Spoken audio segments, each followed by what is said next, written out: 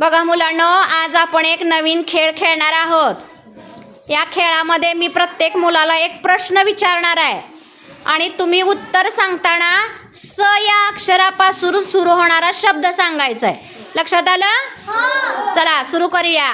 पहिला प्रश्न, एका फळाचे नाव। सफरचंद। एका प्राण्याचे नाव। ससा। एक आई नेसते ते लांब कापड।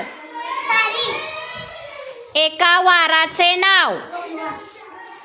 जंगलचा राजा। सिंह। एक सरपटणारा प्राणी। साप। एक रेषा।